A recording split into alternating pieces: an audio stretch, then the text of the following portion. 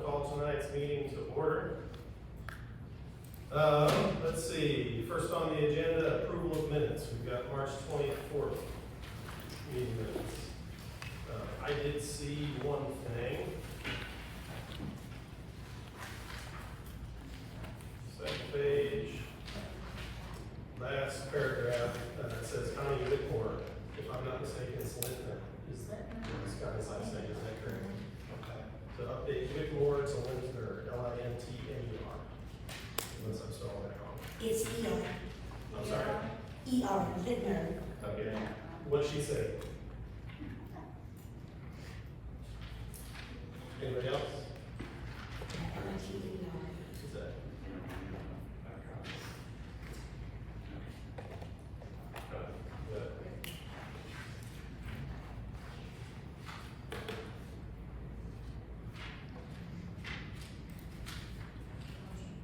Nothing else, look for a motion to approve as amended. Make motion to approve minutes as amended. Second. Motion second, all in favor say aye. Aye. Any opposed?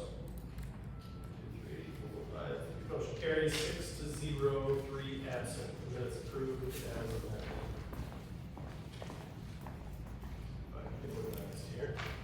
Next on the agenda, public participation. We have one already listed. BJ, please proceed. Do I stand where I'm at, or do I approach you? Or? Come on up to the podium so we can catch you on the microphone if you would. Thank you so much. I just won't touch the laptop. I don't want to mess up your lovely slideshows. Okay, tall people have to make accommodations. I'm BJ Reed, 702 West 3rd, and I'm a 29-year Cameron resident. And thank you for having me here tonight. And thank you to Mr. Garr for adding me to the agenda. And I'm here representing the Historical Preservation Society, the Old School of Cameron. We're leading the Freedom Festival again this year, and we're so excited about it. In each of your packets, you should have received a tentative schedule of events that we're trying to get everything finalized on. There are a couple of things left to still approve. You'll notice that it goes from Thursday all the way through Monday this year because the 4th falls on Monday. Just a few highlights are Thursday will feature the pet show, the Cameron Municipal Band performance, and then one final thing that we still have to get approved is that the library wants to do the free movie in the park for everyone again. After that, they don't know what the movie will be. They're still trying to get that approved, so that part is tentative. Friday will feature the carnival rides, and the carnival is coming to town. Carney King Entertainment out of Anderson, Missouri is coming in, and they're an awesome company to work with. And the 3rd annual 5K Glow Run that will happen that night. Same route as always. Saturday will feature the carnival again and the Veterans Memorial Car Show. This year it'll be in the Goodrich and Old School parking lots instead of around McCorkle Park because 2 of the streets will be shut down for the carnival rides. So we kind of had to move the car show, but it'll still happen. And then a band on Saturday night. Sunday will feature the carnival again. And then on Monday, of course, will be Baby Show, Little Mr. Miss Cameron, the parade, the fireworks, and a live band, which is Elton Dan and a rocket band. They're an Elton John tribute band. Their website looks awesome. I have not seen them live yet, but we will. And so the request that I'm here tonight to ask is, it's been, well, I'm gonna be 51 in a few weeks, and ever since I've been a toddler, that they've always had a free swim on the 4th of July. For the past couple of years, we haven't been able to do it because of COVID and then because of the deconstruction and reconstruction of the pool. So I just came to ask and request if you guys would consider getting this approved. I put it tentatively on the schedule. It would be probably a cost to I don't know what it's going to cost because I don't know if the city is managing the pool or if it's a private management company or if the Y is taking it back. It's been done several ways. So I don't know how that will be or who would have to foot the bill for that. The last time we did this, the Parks and Rec Department covered it for us and we were so thankful. With an average of maybe 200 swimmers, and the rates have raised a little bit with the new Aquatic Center. It'd probably be a cost to you guys of around $2,000. If we had around 200 swimmers that came during that time to get a free swim. I just think it's really important to remember that, not just because it's tradition, but because it gives some kids in a lower income capacity, a chance to really enjoy the holiday and enjoy the aquatic center when they might not otherwise be able to. So I just wanted to ask if you all would consider that we might be able to start advertising that and add it to our final plan. And thank you for letting me speak. And my daughter drove by the park the other day and had to call me on the phone to tell me how beautiful that the pool is looking. It's come along quickly. Yes. Thank you. Thank you. Bill, Wendy, Al, how have we handled that in the past with the free swim? We just always approved to do it. We've not done it since pool management has changed, obviously, so they would have to be made aware of it, and then any costs, if they're not gonna absorb the cost, then I'm sure we would have to absorb the cost of lifeguards. That is what happened last time. Right. You guys worked with the pool management company and they told you what cost you had to absorb. And I think we even did that with the Y. I think we were gonna reimburse them with the expenses. It would just be like a normal operations day, they'd fully staff it and they would have to max guard it, but just like they would on any other day. But then they're closed the rest of it, they're only open about 2 hours. Right. The pool was. Yes, that was correct. I would suggest that we just continue to do it. And she is correct, there's a lot of people that go there that. And the current management company is good. They would be fine, they'll basically cater to whatever we decide. I make a motion, we allow the city guard to camera free, that's what she's from, like, read it. To allow free swim and the park department pick up the cost. And just so I'm clear, the cost would be lifeguards. Basically, lifeguard general staff. operations. And utilities. And I'm sure they would. Essentially, it's just like They would, another day of operations, you Yeah. just don't get any gate, so. so, yeah, they would get concessions. And the gate all comes to us, and the concessions all comes, well, we would still get whatever concessions are sold, we just wouldn't get any gate for the day, or that time period, or. Yeah. But the pool's closed the rest of the day that day, is it? That's the way it's been. Oh, the time frame? They usually done it 2 to 4 because it was following the parade. Right. I was just curious if the pool was completely closed that I day. mean, that's the way it's been in the past, I'm not sure what, I do know they've had trouble, I mean, even Getting staff out. into Right. 2 hours is difficult. I would think So, that'd be yeah. the recommendation, That would be is the- is follow that some would of be the- what we've done in the past, and just go 2 to 4, and that way the guard could be off for the rest of the holiday, and just kind of make it a short day. Or you'd have a lot of call-ins.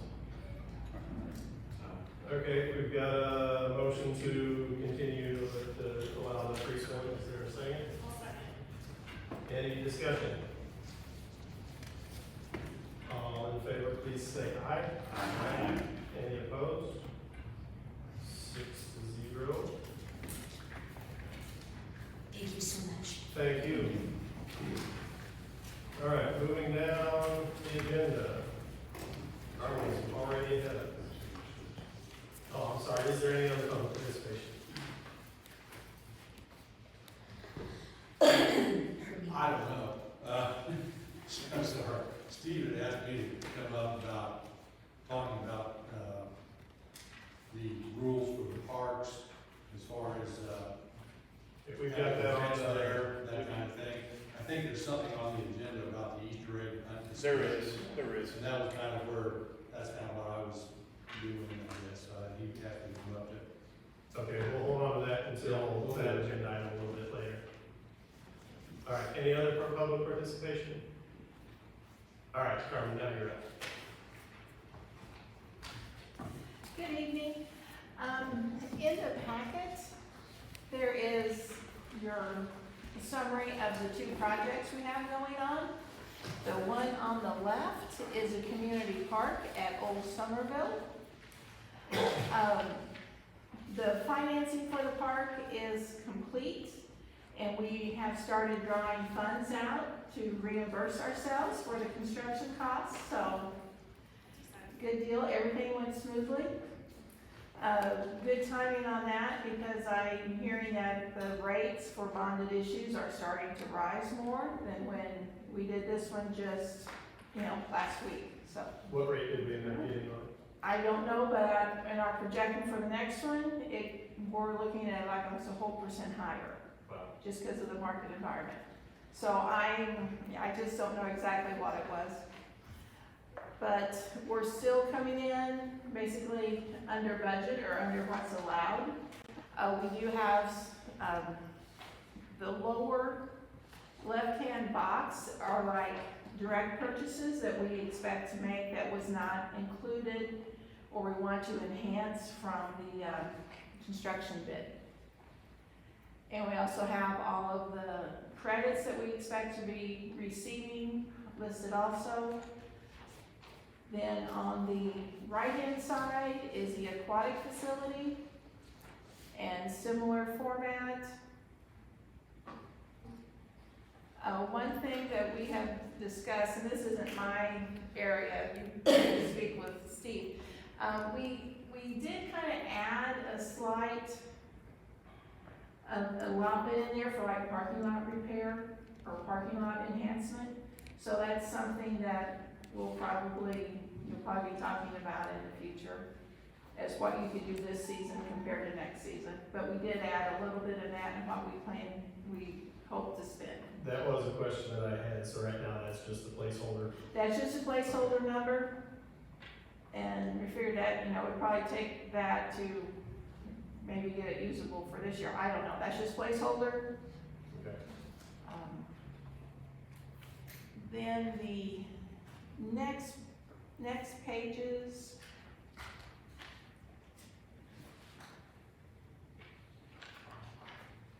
are the detail from our financial software.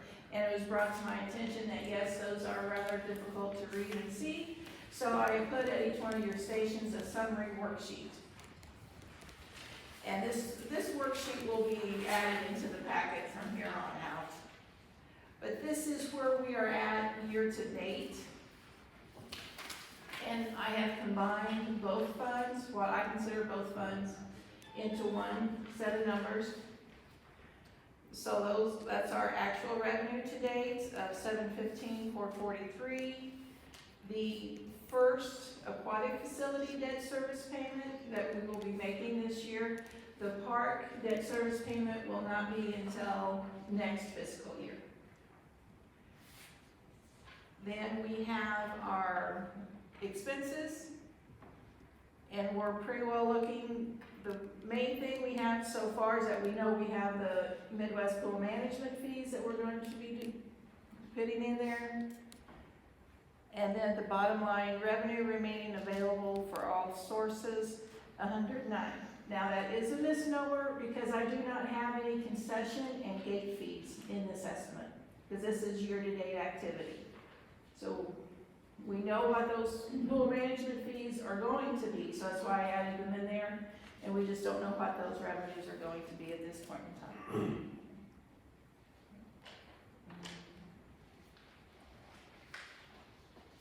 And the numbers on your summary sheet come from all of the individual detail.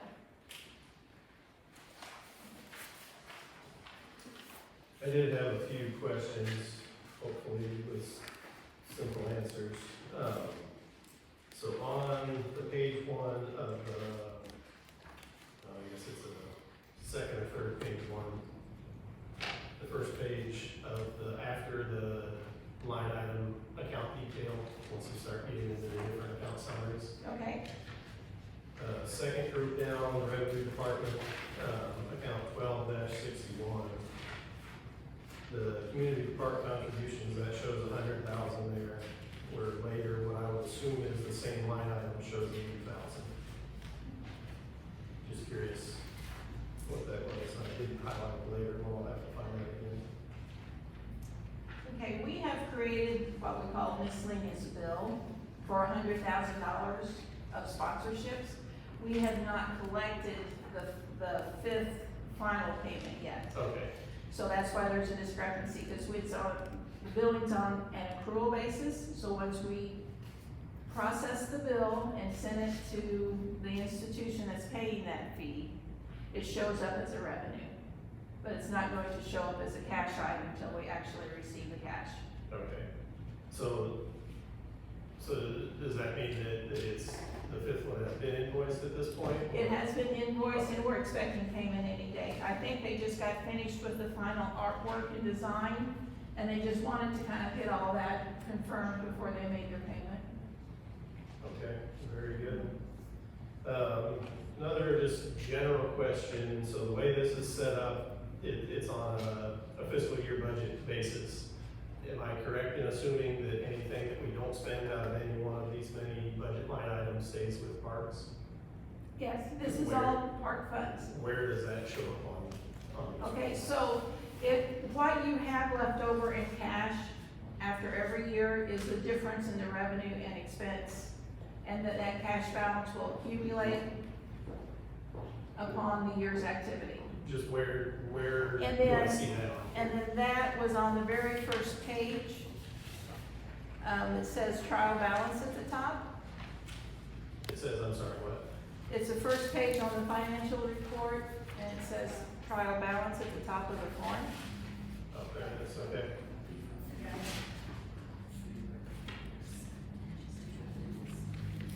And that's the cash and bank line? Right, so that's your total cash and bank lines. And don't get scared by the second part of the form, because our park construction costs have not been fully recovered yet. We have the request for reimbursement has been activated, and we expect to receive the park construction costs to this point in time any day now. The last couple of questions I had are related. So let's see, on the half-cent sales tax, it's got listed as the current estimated budget of $600,000 annually. Is that the number that we're using for the estimate of debt service? For the actual revenue estimate for a full 12 months, I would expect probably closer to 700,000. Okay, And out of that 700,000, your 600,000 debt service will come off of that. okay, so you're, if I can interpret that, you're saying we should have 600 available after we pay for debt service? No, you should have probably 200,000. You will receive. Reverse that then. Reverse that, yeah, unfortunately. Okay. All right, that fits in line closer. The math didn't work out with the 1/8 cent to the half cent on, yeah, that makes sense. Correct. All right. Who else has questions?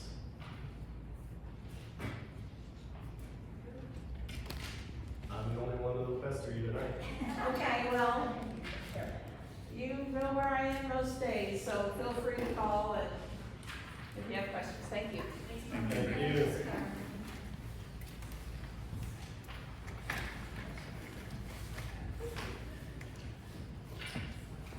All right, moving down the agenda, superintendent's report. Mr. Gar, if you would, please.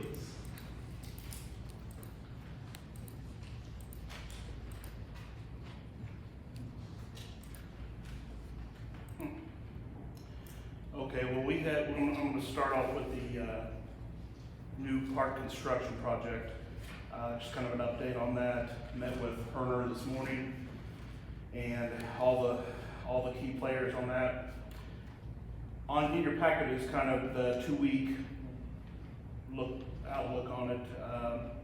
Finishing up all the storm sewer, or the storm water, almost done with the mass excavation. Installing the road, drive, parking. Depending on the weather, the pole barn should be done by the end of next week is what Nick said from Herner. I wouldn't hold your breath if you've been out there, but things are kind of a slow process going on out there currently. They're gonna try to get any seeding done around excluding like the ball fields and soccer fields that are sod, and they're looking at putting those in probably sometime in late August, so I don't know. We're gonna have to play that by ear, depending on how hot it is, and we might have to push that back. Having a few issues on the electrical side with the contract, there was a component that was Herner missed in the bid, that we're kind of, we had a 2.5 hour meeting this morning, and 2 of that 2.5 was dealing with the electrical side of things. Jay Erman was there, Greg Harris, our new inspector.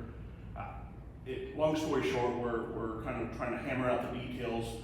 The plan was kind of wrong. We needed to do a panel different, but the cost of that was excluded, even with the panel that was supposed to be there, because they missed it somehow in the bid process. So Just to make sure I understand, when you say they missed it, like they just. it didn't get bid. The money, included the in cost it. for that piece didn't get bid. Okay. So we are going to be seeing, and I don't know if it gets, I'm hoping, well, it will get dealt with outside of us covering it, because it should have been bid. Now, there might be a variation in cost, but I feel like if they missed it in the bid, they should cover the cost of this. So anyway, so it's not going super smooth.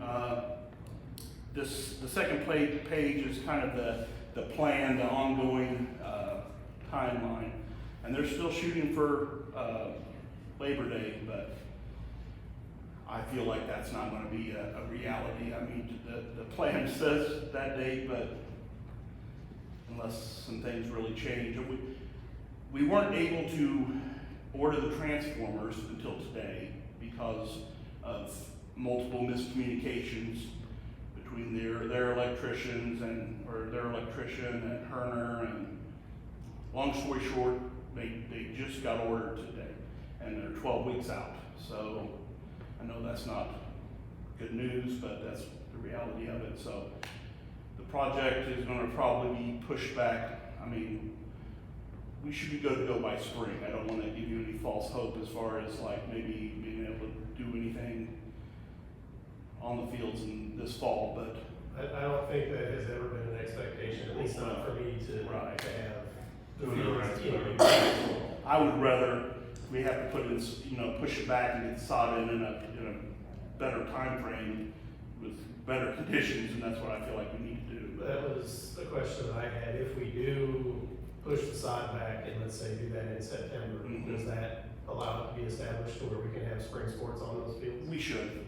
I That- mean, that being is sod my and having always. irrigation, they should be fine by spring, but. Yeah, that's been my target all along, is spring Right. sports, not this fall, on the finished fields at least. Okay, well, let's Yeah, hope that that's. Initially, we were planning on feeding, and then Right, thought we right. were gonna have to have 2 growing seasons. Well, I hate that, and that's the thing, I hate to put, that's a lot of investment in sod if we can't, if it's too hot, or we have to spend a fortune on irrigation just to keep it alive, so.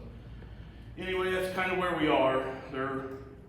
We're struggling, but we're working in the right direction, so. Are they having trouble getting any other materials? Doesn't seem to be a material issue. It's more of a communication issue, and weather's been a kind of a slowdown out there, but I mean, between the concession stand mess up, and we've had additional change orders, and. Well, I can see this, like what Matt and I were talking about, we were expecting rain on that. Right, So I'm sure they changed their schedule thinking, let's go do something else. I think CP and the excavation part of it, I mean, if it's not raining, they're working, and they're doing a great job. CP is, we're waiting. Musca they want to start next week, but a lot of that, they can pull wire, but without having the transformers, and we would like to have that set, and then we could run and the wire, but they can still do a lot of them, just waiting on the transformers, but it's just not ideal. So anyway, that's kind of where we are on the park. The pool, on the other hand, is, Why are we still on the parks? oh yeah. I know the Bertrams were here last week, or last meeting. Have we? We have met with them multiple times now. Went out, Nick from Herner, CP, myself, and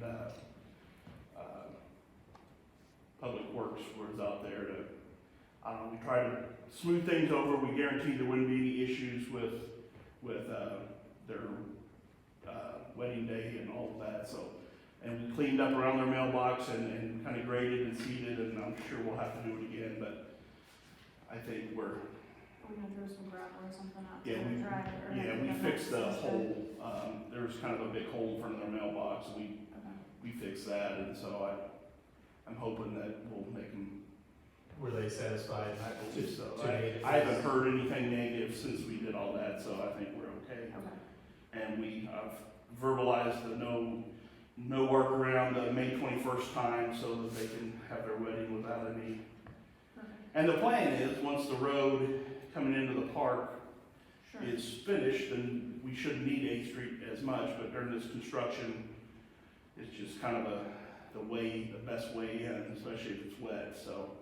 And I think they're good with that. I just wanna make sure that with the wedding and all that coming up, that they've got some gravel and not driving through mud and Right. driving around everywhere and all that kind of stuff, so. Right. You can stay on that, I appreciate it.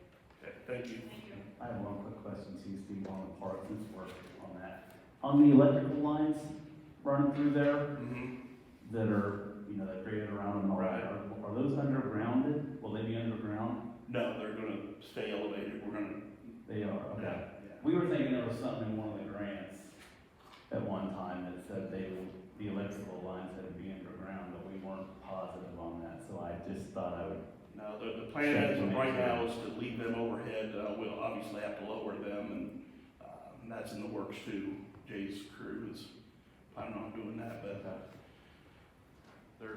we're not going underground. Okay, I just want to make sure, 'cause I think that had been mentioned a long time ago at one of the meetings about I just think the cost of that, part of that land water grant. right, and I don't think that's a problem with our grant. It's just, in a perfect world, it'd probably be great to go underground, but Would definitely.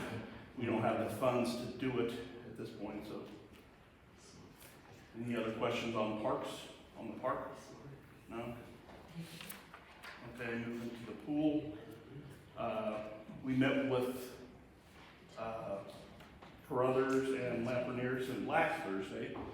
Had a great meeting with them. Everything's going as expected. Everything's on track to finish on time. They're still, working under their contingency money. We did authorize to use some of that contingency money for sod right around the pool basin, and just because, and we'll still probably see some of the further out areas, but sod, as quick as we're gonna open, and we don't wanna be fighting like seed and straw or whatever we use as the top dressing, getting into the pool. So we're just gonna sod that, so. Still working on getting a cost for the spin dryers.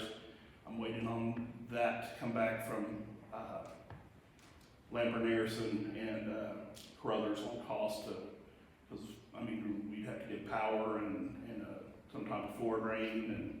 Just an update, I had asked if there was a possibility to add the swimming suit dryers, like put your suit in there, push the top and it spins it dry.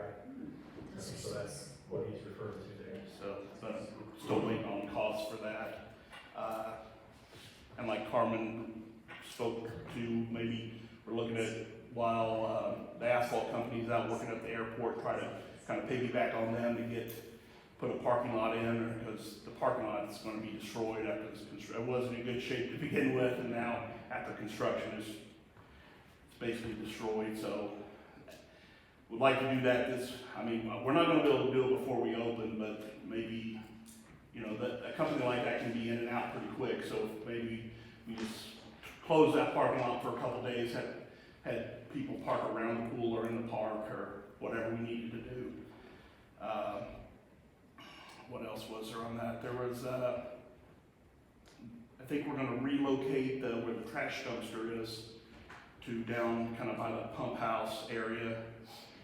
On the lower side of the pool? Yeah, it's not gonna, at least we won't have to worry about cars hitting it, because we've had cars run into or back into that dumpster and, I don't know, there's no great place for it, but we thought maybe that'd be a little easier for kind of more hidden down there.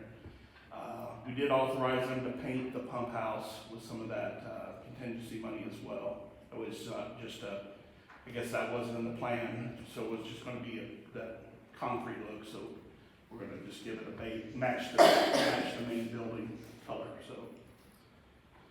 That was actually, the other day got a text from Pam Whalen that said that she and her nephew, I believe it were sitting out back and looking at that, wondering if it was gonna be painted. Their suggestion was a big Cameron Dragon logo on it. Maybe that we can do that after the fact, but I think for now. Or with the school art classes. Yeah, that'd be a cool idea. So, timeline on that, like I said, we're moving right along, so haven't heard that we won't be on schedule.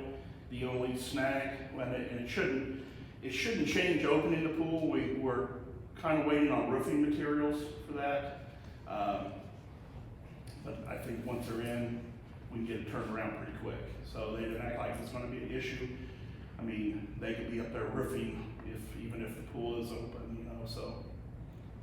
They didn't act like we were gonna have to change our plans as far as opening dates or closing for any reason on that. Any questions on the pool progress? The next on the agenda was just your invite. I think everybody got the invite to tour the facility on May 16th at 5 p.m. Do you have a ballpark for duration on that? Well, I believe, is there a work session that day as well? Probably just 30 minutes, 30 to 45 minutes, because it is before city council.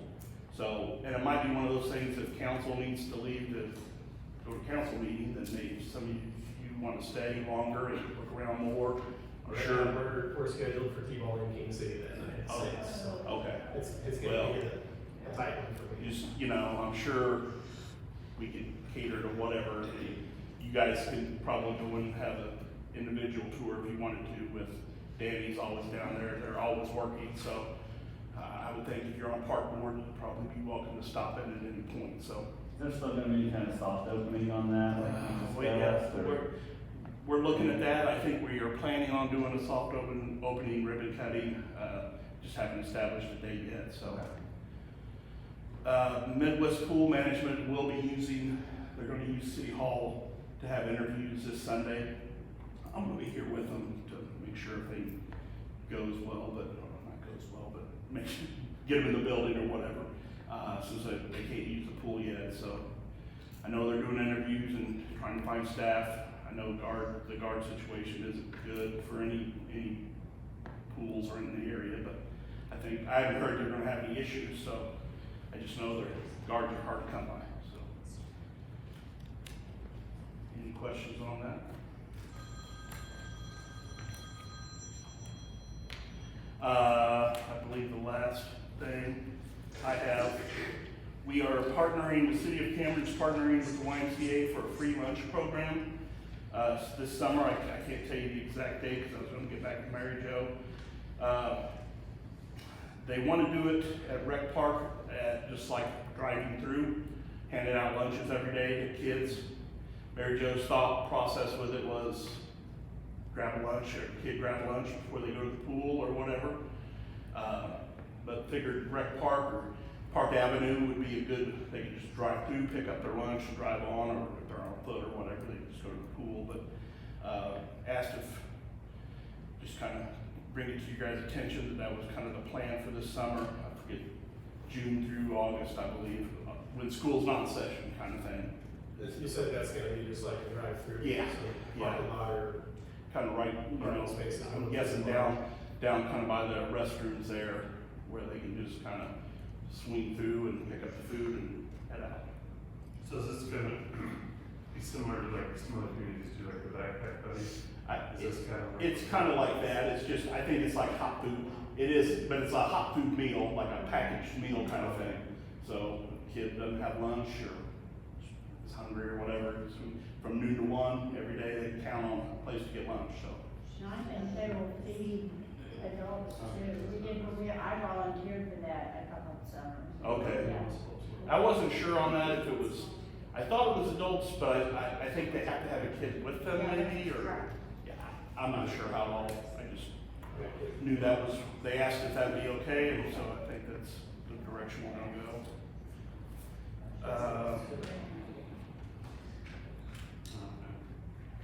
That's all I had for the superintendent report. Thank you.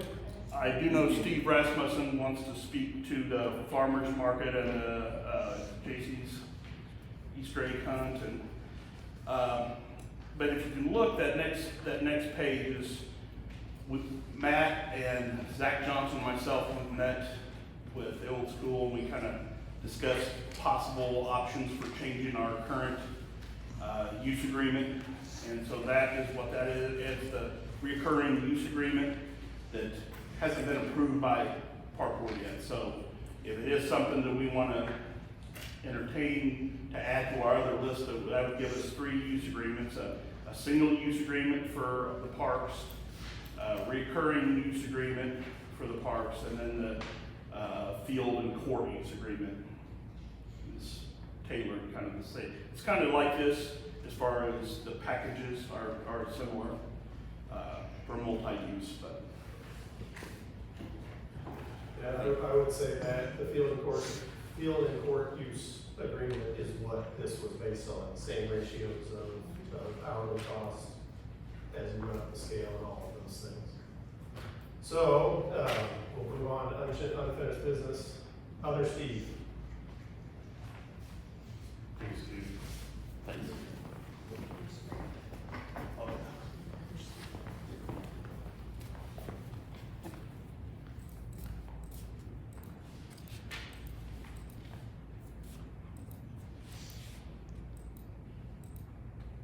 That's probably a good place to leave it. There you go, right there. No, you can get rid of that. Yeah. Well, thank you very much for giving me a moment to talk to you. And first of all, I wanted to thank you all for the tremendous amount of work and time you put into this. And what I'm here to say is not to be critical as much as it's to be informative. And I come back again and I say that one of the 5 goals that the city council gave for this year was for the city to become more resident friendly. And so as we sit here in the staff and we get calls during the day, we get a lot of calls, and what we try to do is make sure that we are enforcing the policies that you put forward, and we're trying to stand accountable for those.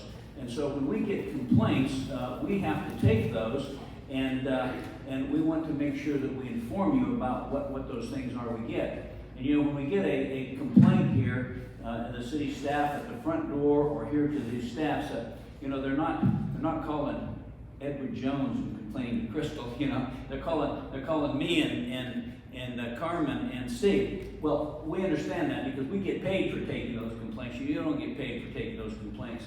But by the same token, if we don't tell you what those complaints are, then when you go to make policy, you're not informed about those things. And so the reason I wanted to bring these things forward to you is so that you can see those things. And I understand how difficult it is, because we're going to talk about budgets here in a minute. And so, you know, how do you become more user-friendly? Well, people would like you to have to pay less money. Well, if we do have a budget, we have to pay for these things. So it's a tough balance that we have to achieve all the time. But as we try to help the city council in their goal to make the city more user-friendly, I wanted to make sure that you all were informed about some of these complaints that we get, and then as we go forward and you make the policy that we enforce, you also informed of those things. And so that's why I've asked a couple of people to come and talk about it, because maybe that will help you, and we understand the balance that we have to achieve. And so that's why in these next things I asked a couple of people to come in, and if I could, we got the Easter egg hunt, and I asked Randy if he'd call us, and maybe he can share some of his thoughts with you as well as the ones that he shared with me. Randy? You want me to step up? Sure. Well, my name is Randy Gould, and I live at 1405 Town Drive, Cameron, Missouri, and I'm in nowhere near as energetic as this young lady back here. I'll probably go a little slower than she did. We have had an Easter egg hunt in Cameron for, the Cameron JCs have for 38 years, 40 years, somewhere in there. We put it together in our little JC hall, and we go out and buy everything we need to buy. we go put the eggs out in the park, and we promote it a little bit, and people show up, and it starts at 10 o'clock, and it's over at 10 after 10, and everybody's on their way.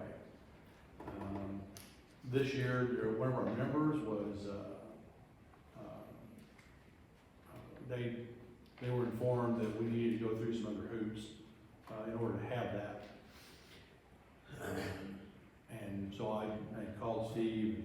Steve had got with Steve, and we had a little meeting, a little discussion, a telephone discussion, and long story short, we decided we'd go someplace else for it because we didn't really have the time. It was like the day before the Easter egg hunt, so we got another venue, and everything went just fine. But I guess what I wanted to say more than anything was maybe within the things that you do, I hate to say rules because those are so hard, you know, but the format that you use as far as having to have the insurance. Well, I understand that. I've been in insurance for this long time, but then filling out the paperwork, okay? What's another thing that we have to do? Pay the $500 to be in the park. That all is, okay, for a 10-minute Easter egg hunt, that's quite a bit for us to feel like we need to jump through those hoops. Okay, I guess is the bottom line for that. But I was thinking maybe you could provide some tiers. If somebody makes money in the park, they fall into this tier. And if they're going to provide a civic event like that at no charge, we're actually spending probably $500 to $600 on that event for the public, trying to bring people into town and stuff. But maybe that would come under another tier as far as what you would need to do. I don't know. I'm just trying to kind of brainstorm a little bit for it. But Steve would ask me if I would come up and talk a little bit about it. Maybe something like the park situation that you ladies would like to, I think, get involved with, the farmer's market, I guess it is, right? Yeah. Maybe that would be a different tier. I don't know. Of course, you wouldn't want vehicles in the park. They'd have to bring their stuff up, put it in the tents or whatever. But if they're going to have that, they'd have to go back over on the other side. But I was just thinking maybe a tiering process to where it would be a good thing for everybody. It didn't take long for us to obtain another site for it, and we may do that in the future. I don't know how that's all going to go. But we used to have, when we originally started having out at the park where the swimming pool is, and then we decided to move uptown because it was closer to a lot of the retail stores and things. And it's been working out pretty good over the years. I know there were several of the people that showed up that they were not very happy about the overall situation. It wasn't the JCs so much as it was the people that were there for the Easter egg hunt. So, well, now, why were you here? Why did you have to be over here? Well, that's not. It's just something to get through. It's communication, So, just if you would consider that, I guess is all I really got to. Did you have anything else you wanted me to cover? No, that's great, thanks. Okay. Thank you. If Appreciate you your would time. entertain a question, I'm just curious, what part of the process was the, okay, we're moving somewhere else point? Well, we were informed the day, I found out about it the day before the event. Okay.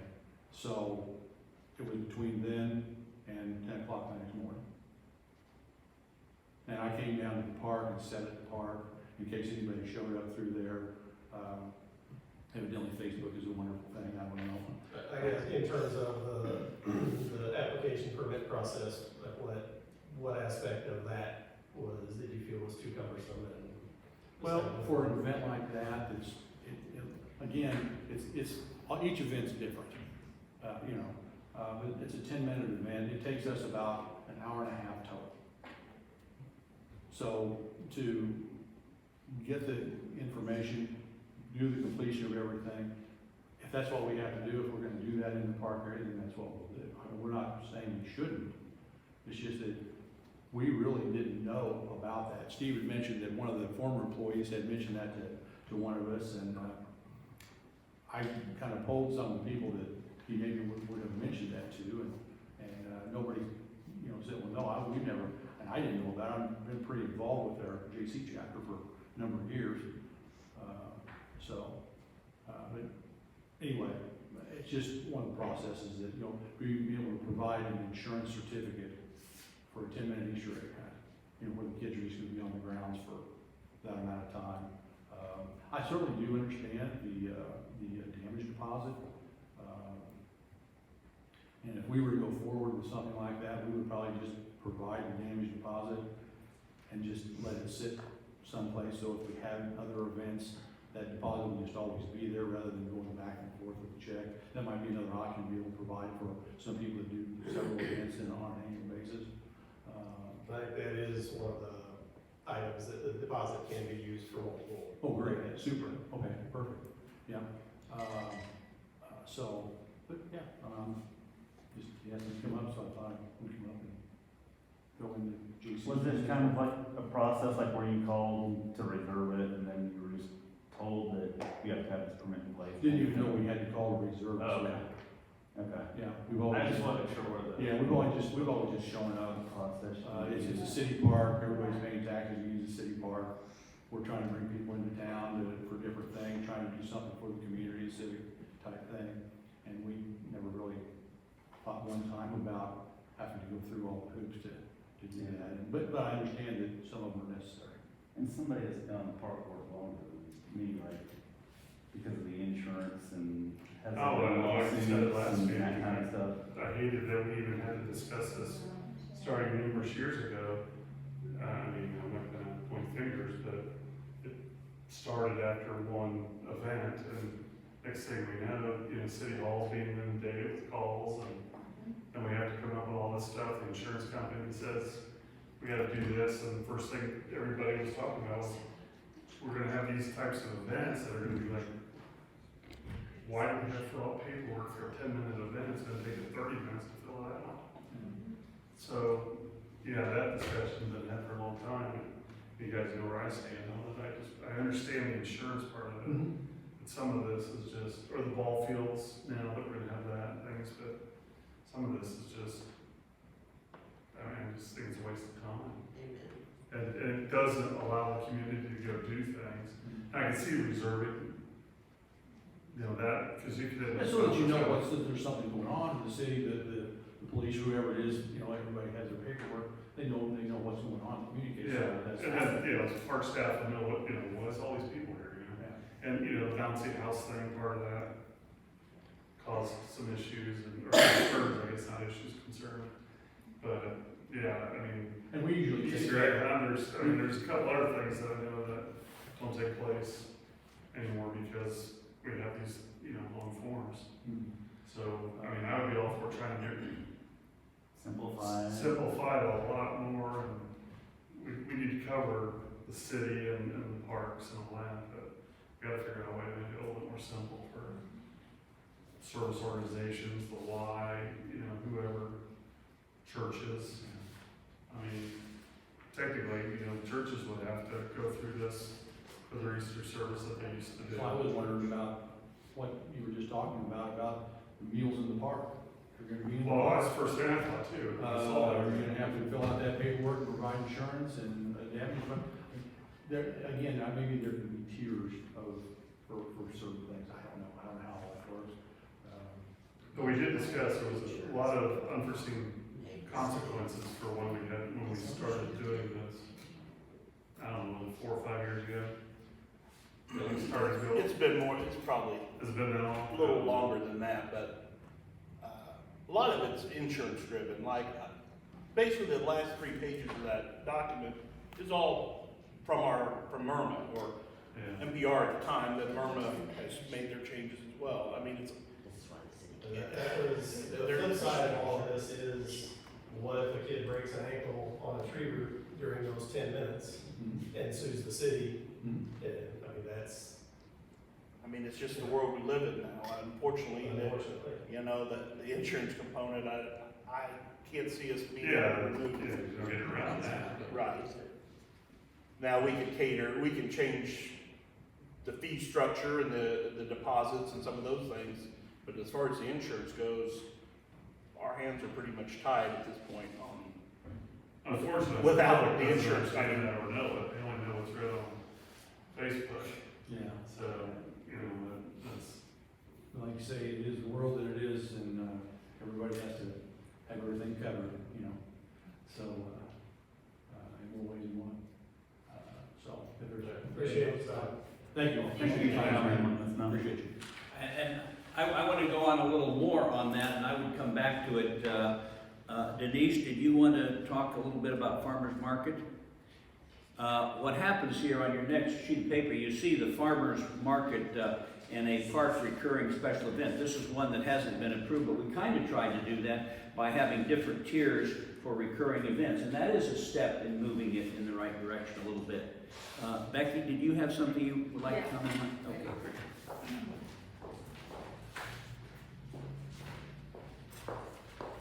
The only reason I called the person, actually, I found out about this just today, and then he was telling me we're having your parks building. I've been working really close with the farmers market, really like for that to be a win-win for both the city and them. The one thing I will say about the park, those walnuts in the fall are killers. That is a big liability. And I don't really know the answer to that, but when I was out there for a farmer's market, I just want to say that, that's scary. Okay, so there's a church here in town, and we did talk about churches, so I'm just going to give you a little example of what happened to a church, if that's okay. It's called Passion Church, and they, for like 3 or 4 years ago, until the $500 deposit happened, they were doing a back to school in the park. Do any of you know about this? Okay, good. It would bring in, they gave away 200 backpacks. They had all kinds of stuff. They even did back to school haircutting, which I thought was very, hot dogs. They had puppets, blow ups. This was all done the Saturday before school. They had usually about 400 people, and it serves, of course, the area. Nobody was denied or nobody was checked on their status. It was just given freely. They quit doing it because when they were told they had to give $500, they had no problem with the insurance. Their church, they had insurance. But the $500 just kind of blew their mind because they're giving over, they're donating. People are giving money to give to these kids and to serve the area, and that just kind of went a different way for them, and so they quit doing it. So I called them just to get the information from them because I was just recently was aware of it. So that's really all I have. So if you want to talk to the Hardings, this is the church that does it, and I know there's a lot of churches that do stuff in the park. And again, I agree with Randy because what I had been already talking to with Steve was, for whatever the situation that this group is bringing people in, should be looked at indifferently, or if somebody's bringing, a lot of revenue in, like the farmer's market, or somebody that's just doing a birthday party, we all should maybe be, however, but somewhat different. So, and I do think a lot of them are willing to take care of the restrooms, because I know that's a problem. So anyway, that's just all I wanted to share. Thank you, Becky. That's kind of like the St. Patrick's Day gathering they have too, in the park. They have a big, gathering there, and they have their speeches and do all that. I mean, is that considered an event? Yeah. Also, and imagine. That's a city of Cameron event though, so. Oh, it is, okay.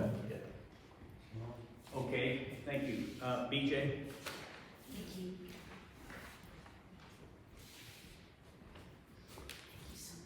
I may have a little bit of a different perspective because Denise and I use the park all the time, not just for farmers market, but for other things. About the cumbersomeness of the paperwork that Mr. Gould had mentioned, I can totally understand that. Last summer we were playing the Freedom Festival and it gets really busy. I host the baby show, Denise is doing the car show, we're meeting each other in the middle, and we've got limited volunteers, we're all trying to work hard. It's very hot outside. I had turned in the paperwork to the city last year for the Freedom, and we've done this and worked together with the city for over 5 years, so I'm really familiar with the papers now. So last year we decided to get it done early, and we turned it in like late April so that everything would be ready for the 4th of July. And it sat on the desk up here and sat on the desk up here, and I'd never gotten back an approval. And they called me like I don't know, probably mid-June, maybe late June, and said, oh, we changed our forms. You didn't, you filled out last year's forms. Well, they changed them in May. I had turned them in the last week of April, and I had to go back and redo the entire 15 pages and the special events form and the parade thing and the barricade form and all this, because there was just like one little thing on the insurance on the back that the page was different.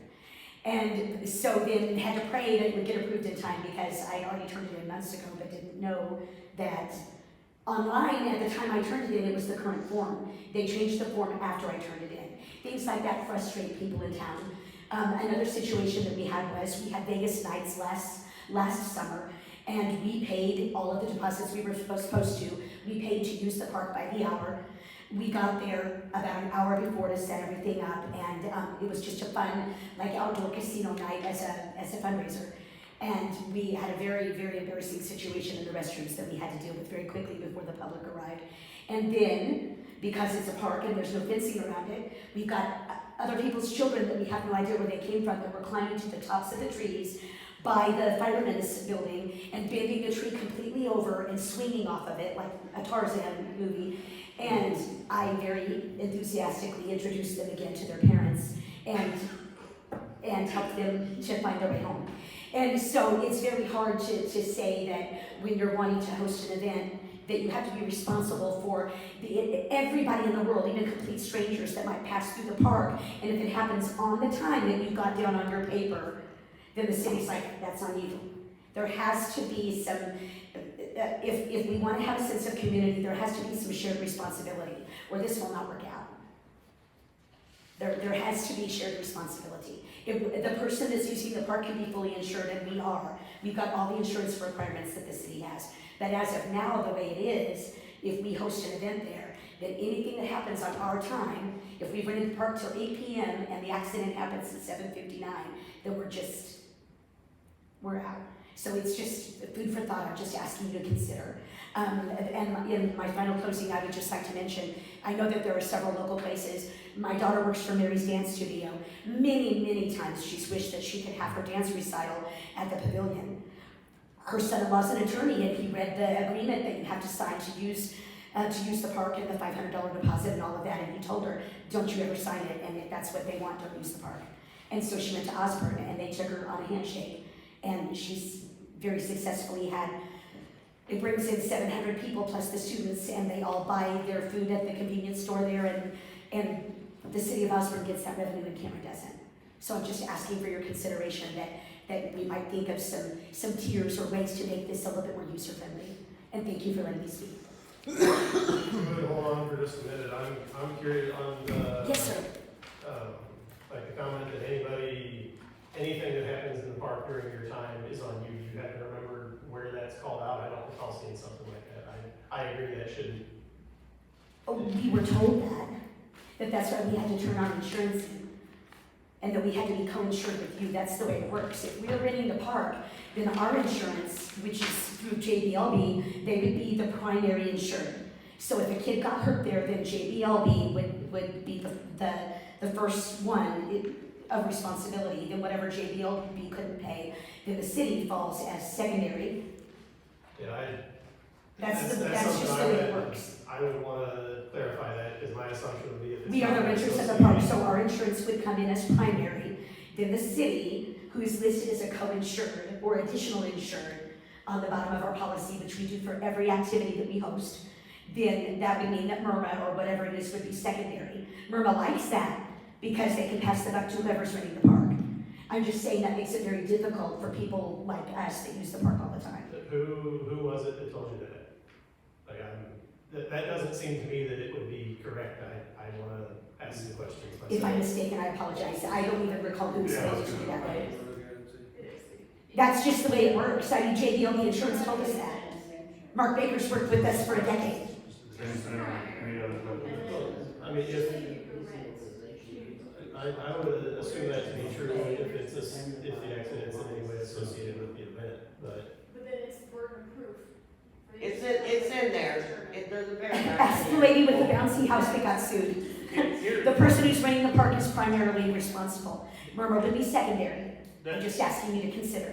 those things are true, but as far as outsiders not involved in if a kid is climbing a tree and you don't wanna deal with that, and it's not part of your event, because ultimately you are responsible for that park during that time frame, that's where If either. we opened our event up to the public, which we did, then we had no way of proving that the unruly child was not part of our event.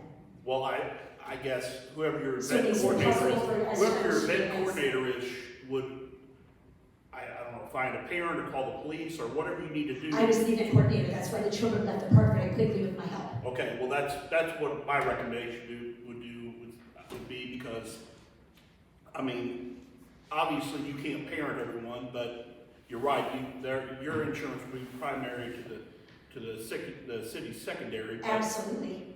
as far as policing everyone, I understand that's not optimal, but you are responsible for the grounds during that time. So Yes, if that means kicking someone out of the park that's unruly, I mean, that's why we have police for those type of things. So. Yeah, what about a drive-by shooter? You can't kick them out and it's already done. Who's responsible for that? Even if somebody's just walking through the park having a leisurely stroll with their dog and somebody drives by and shoots them. Who's responsible for that? Everything all seems to go due to the insurance for everything. I agree. I can't. It's like we can't do anything because we might Thank you so much for the time. Okay, maybe we can get back on track here a little, and, Mr. Chairman, I apologize to the board for kind of throwing a hand grenade in the outhouse here, but I didn't mean to have much disruption. But what I wanted to do is point out to you that the staff deals with this all the time, and much of this is staff driven, because some of the things you don't know, because that's the way the staff implements your policies, and sometimes your policies are what drives that. But I just wanted to let you know that we deal with this every day in City Hall, and one of the things we will try to do is help implement that City Council's directive to try to become more user-friendly. So as you think about these things, and we think about these things, we can keep in mind the fact that we want to bring people to the city. We don't want to drive them away by having too many bureaucratic hoops to jump through. Yes. And I will start by working with all these staff procedures to make sure we make it as easy as we can. And I only bring this to your attention so that you're informed about the things we deal with as well. So as you make policy, you can keep this in mind too. I'd like to say, I mean, since this has all been discussed, I can't remember if it's been on board once, but a lot of the discussion is we don't want to drive people away from using the parks. And so a lot of this has been implemented based on city staff and other recommendations by the insurance companies or our insurance company. So, I mean, I'm all for whatever city staff and insurance or council wants to do to help, because, I mean, I'm sure every one of our goals is to have the parks being utilized, but having it utilized in a manner where the city's not in jeopardy or the person or persons running the function are in jeopardy. But, you know, so if there's changes that we can make, I'm all for it. Sure, we'll look at those things and see if we can bring back. Because I know we've already given away a lot of groups on using the city parks. I don't know how other cities handle it, obviously we're not involved, but I know Kansas City, Missouri just added a $10 parking fee or something at their farmer's market, which I guess blew up a lot of people for that. So, you know, everybody has their reasons, but I'm all for whatever we gotta do to make it so everybody can utilize the parks as easy as possible. Yeah, I mean, I don't think part of like making revenue off of that is not our number one goal at all. I mean, we want the community to be able to use it, you know, and if we can come up with a happy medium on something with your guys' recommendations and everything else. Through the years, we've come from not getting money for anything, and then checking with other communities around Cameron, just to see how they do it, what they do, and we've come up with this. So maybe there's a happy medium somewhere.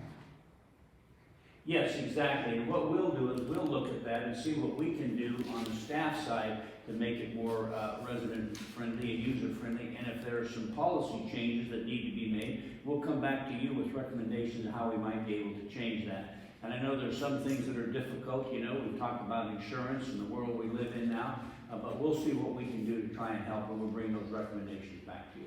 And it sounds to me like this is an issue across multiple departments, multiple applications, not just, I mean, we've got the one application that you guys dealt with in your stack of 15.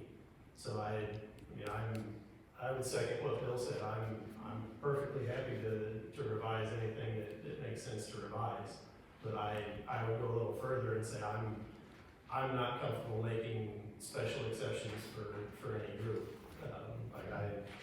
If we can revise the base agreement, let's absolutely do it. Well, thank you very much for your time on that. We'll bring back to you some recommendations when we can. We'll try to be as user-friendly as we can to the staff, and I know it's tough for everybody. Thank you. Thank you. Thank you. Okay, we're ready to go on to the next thing, aren't you, Steve? Does that conclude all of your topics under unfinished business? Under item 6, yes, thank you. Okay. Moving on to new business, staff restructure. All right. Go ahead and bring it up. Okay.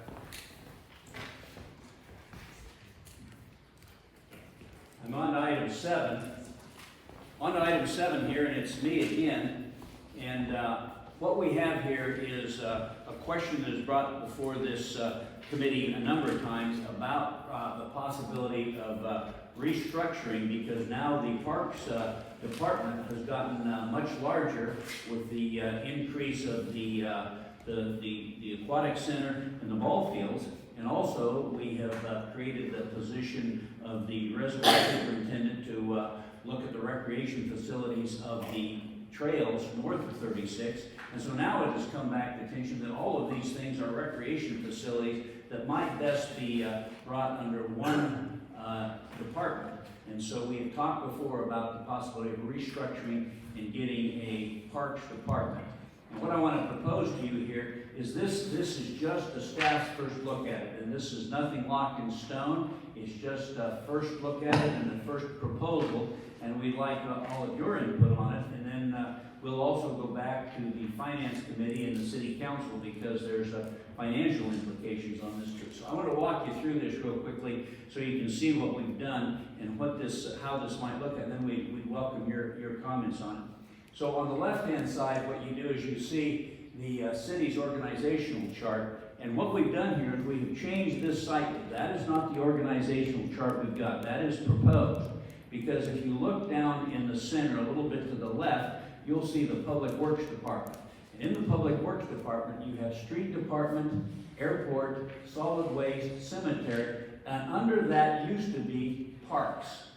So, and that is the way it still is, actually. And what this is then is our proposal for making a change. And what we've done is, you can see, we took the Parks and we moved it over there, and so now you have another Parks Department. And that would be the same as the Street Department. We just kind of moved it over there.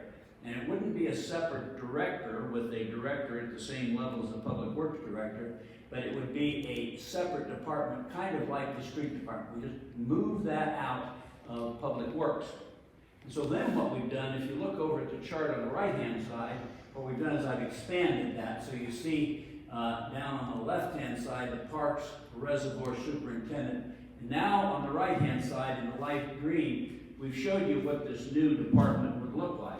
And what that has is a Parks and Reservoir Superintendent. And that is really reservoir recreation. That doesn't mean it's water control or anything. And under that is Parks Maintenance, and under that is Parks Permanent Part-Time Employee. I'm going to go through that a little bit, because what this does is this change does not add any people, and it does not add any money. All we've done is we've restructured it so that we put all the like activities under one person. And so I'm going to talk about how that works. So if you look up there, that Parks Reservoir Superintendent, to put a name on it, that would be Steve Garr over there, and he then becomes the Parks Reservoir Superintendent. Under him then becomes the Park Maintenance Coordinator. That is a position that Steve Garr used to have in the Parks Department, and has been unfilled. So it's still a vacancy that has been funded, but unfilled. So we can hire a person and put in there. Underneath that, we have the parks permanent part-time employee, that's Lanny Wakes, so we've still got the same person in there. And then during the summer, we have 2 or 3 seasonal employees for mowing lawns. Now, the reason we're bringing this to you is we originally thought, well, let's wait and see how we work when we've got the new aquatic facility and the new parks and see what we need. Well, we've got Steve Gar over there. I'm telling Steve Gar, you got to get out and get this work done. He says, yeah, but it's just me. The grass is growing and the time is wasted. He needs some people to work with him to do these kind of things. And so that's why we're suggesting that maybe we should consider putting in there a parks department. And then what happens is he's there and he then has 4 or 5 people that he can task organize to do work both for the parks, the new parks, the ball field, working at the aquatic facility, and take care of the trails and recreation facility north of 36. That's a huge job for which we actually don't have anybody really identified to do that. So that is what this would do. Now, the issue there is we could make this happen right now just by reorganizing these people, because those people are already there. We have to put one more person in the parks maintenance coordinator position. But we can do that right away because there's no new money in that. Now, how does the money work? Well, I wanted to show you that because when you say it's no new money, how do you do that? And so I've got another chart here that shows it. And I didn't put this together. Steve, can you push me onto that? It'll be the next page here, right behind your flow You can chart. see that. Behind it. Okay, got it. Can you go to the next page here? There we go. Okay, so now when we look at this is how does this work? And if you look over on the right-hand side, and my chart here is a little bit less. Nope, wrong chart there. I get a paper copy of the right half. Nope, I don't see it here. One on the left. Is that the one on the left? Yeah.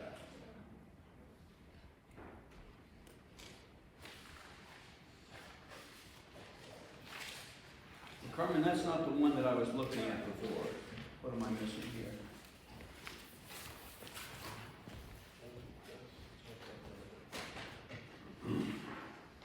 Is that the one that's up there?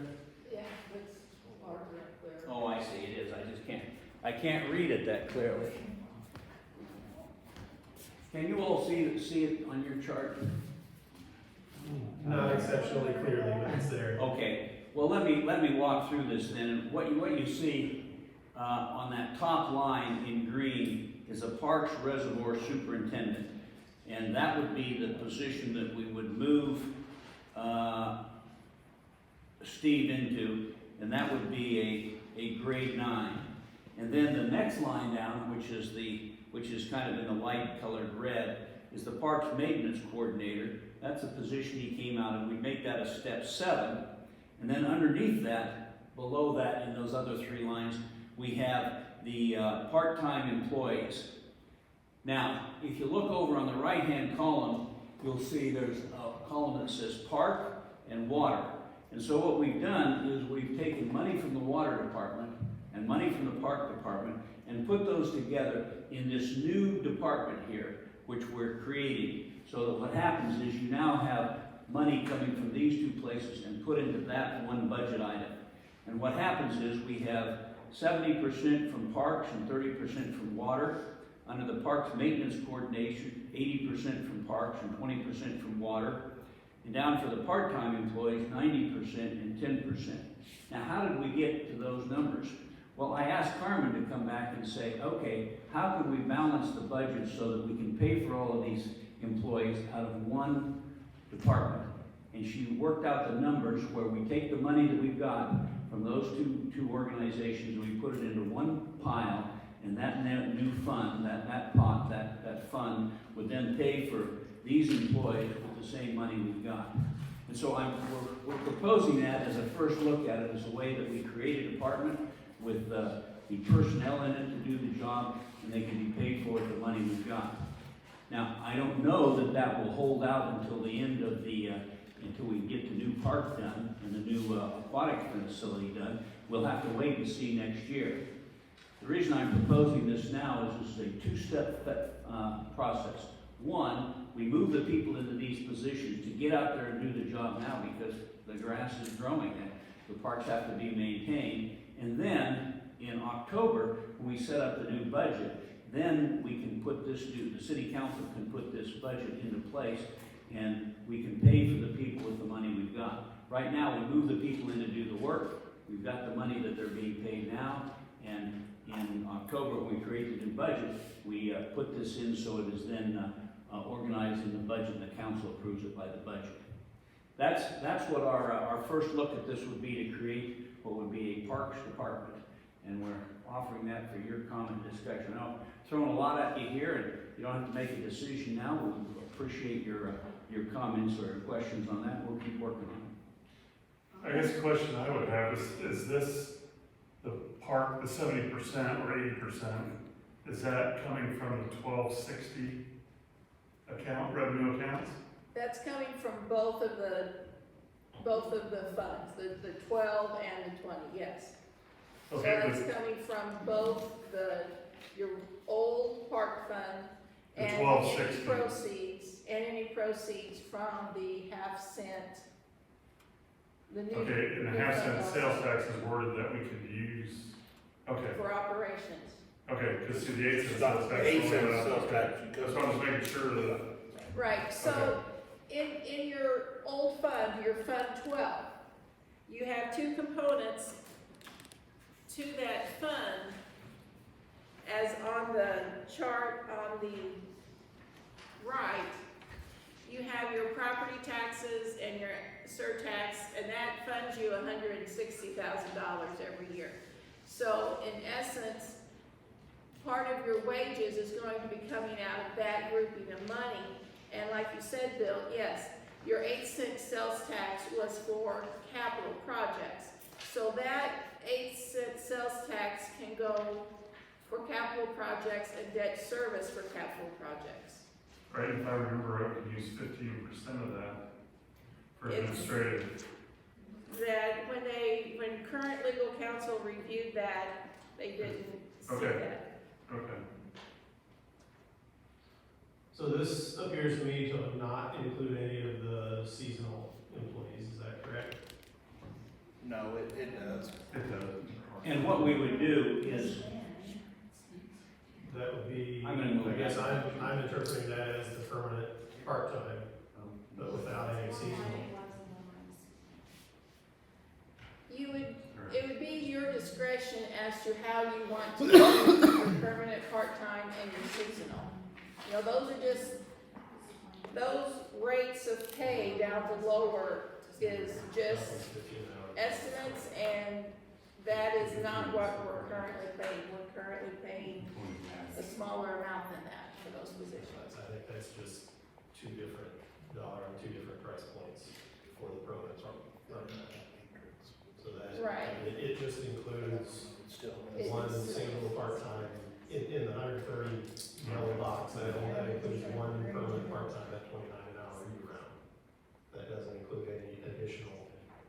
So in order to keep this amount the same, we would have to reduce permanent part-time hours to account for, to offset seasonal hours.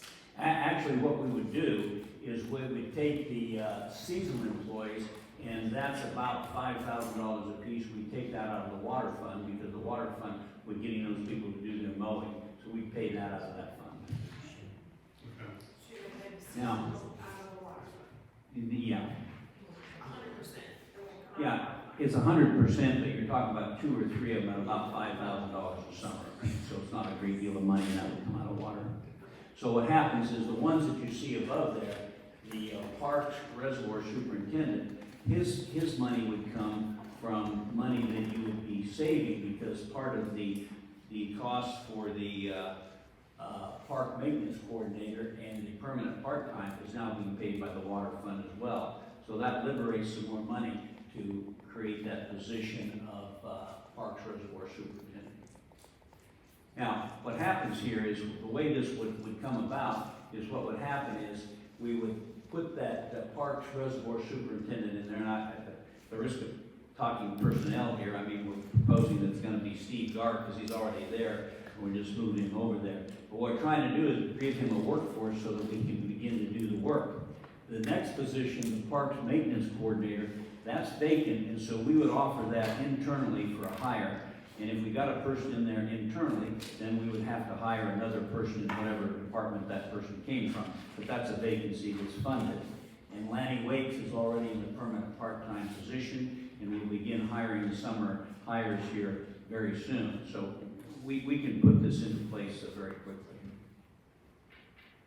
So, and another thing I want to do is I wouldn't get hung up on percentages, like to say, okay, let's see if the Parks Reservoir Supervisor being paid by 70% for parks and 30% by water, you only spend 30% of his part-time north of 36. No.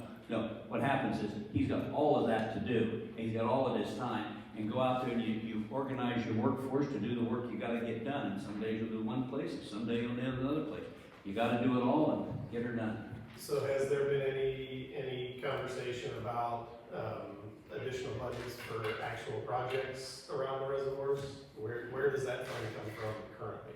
Yeah, well, that is something that the city council will have to look at, and you'll have to put money into the budget for doing that. We'll do it the same way as we've done it before.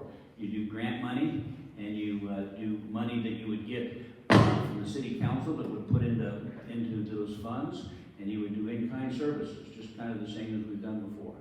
I know. Well, we do have, if this happens as fast as I'd like to see it happen, we still have the reservoir budget. So we do still have, I believe there's $20,000 for system structures and grounds that we haven't. Right, yeah, sure. So yes, there's budgeted money for projects around the reservoir. I guess I'm specifically thinking about finishing the 88 trail and Yeah. larger projects. Well, I mean, that's not this fiscal year. I mean, the grant, yes, and the matching funds for that grant, yes. But as far as like the foot trail and some of the other maintenance stuff, we do have a budget, relatively limited, but. But I'm looking forward, not just for this year, but future years, because a previous park board, right before I was on, voted to essentially divest from the reservoirs. And Voted to what? to divest from the reservoirs, to not have the park board oversee that, and the trails out there, which, since I've been on the park, I mean, to me, you look at just the face of it, and the trails belong under the park's umbrella. And the thought Right. part of that. So, Part of what you say is right. We moved that way for a while, and now times and attitudes change, and we're moving back the other way, because these all are similar activity. It is all recreation activity. Trails and parks and ball fields all are similar activities, which would most logically be put under one organization, which is a park superintendent. So eventually, basically, the park board would oversee reservoir activity and that type of stuff eventually? Yes. That's the direction, I guess, you're saying. Well, yeah, if you're combining them. Right. It's all, yeah. Turn into a park reservoir but superintendent. once this restructure takes place. Right. And like where I'm driving with this is, next year, the year following, as we apply for whatever the dollar amount number is, grants to finish the trail out there, the 88 trail, anything additional, our current operating budget is already, we don't have room to manage our existing parks plus continued expansion out there. So I'm just wondering what conversation has been had and what, for comparison, if this doesn't happen, where that money would potentially come from. Well, yeah, you're right. There is no money. So what happens is the money that Steve Gard is talking about is the money that was put into the reservoir superintendent's fund. And Carmen, it seems to me that was $220,000 or something like that. Approximately. So what we had to do adding expense, there is only a limited bucket of money for any of our departments. So we were able to create a water reservoir department, and it is funded this year with approximately $200,000. And I believe the goal is to keep that funded at that level. So granted, you had one employee in that department, and you had maintenance and some capital and things that you could do, but we'll just have to be very stringent and develop a plan, stay with the plan in order to get the best use of our funds.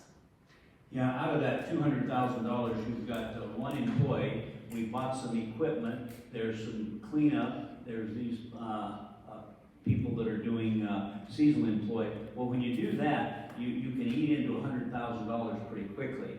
When you're talking about doing the completion of the ADA trail, like that 1,000 feet we have to do, there you could be talking $500,000 or $1 million. And that we have to go to some other place, and I don't have an answer for that, except that we'll continue to work on it, and piece by piece we'll get her done. Another question I have, so based on the staff restructure, it's 130,000, is that right? On the park side, yeah. On the park side. But the revenue under the category 12 taxes, all that's 160,000. So just under the park department expenses, excluding salaries, that would only leave us 30,000, or we have, I'm just doing quick math in my head here without analyzing it. That would leave us $50,000 to operate the parks on. Well, Versus what we need is a lot more money than that. I went at that from a different way. I added up everything that's included in this restructure amount and what we have budgeted for it currently, and we've got just over 100 budgeted for it currently. So this plan, this 100 that we have budgeted already includes seasonal employees. So.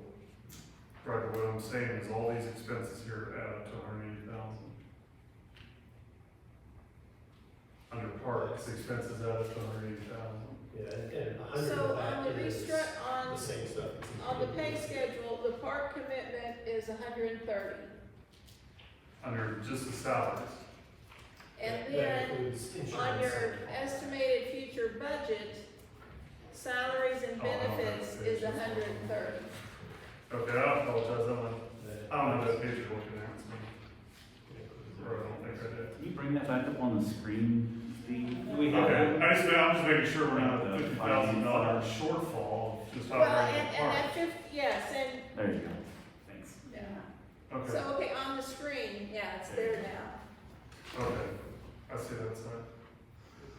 The 130 includes everything you have to figure on our budget. Okay, that was my next question. So then this is an increase of just over 30 over where we're at currently personnel wise. Okay, for some reason I missed that page on the right, it's probably right in front of me, I just didn't pay attention.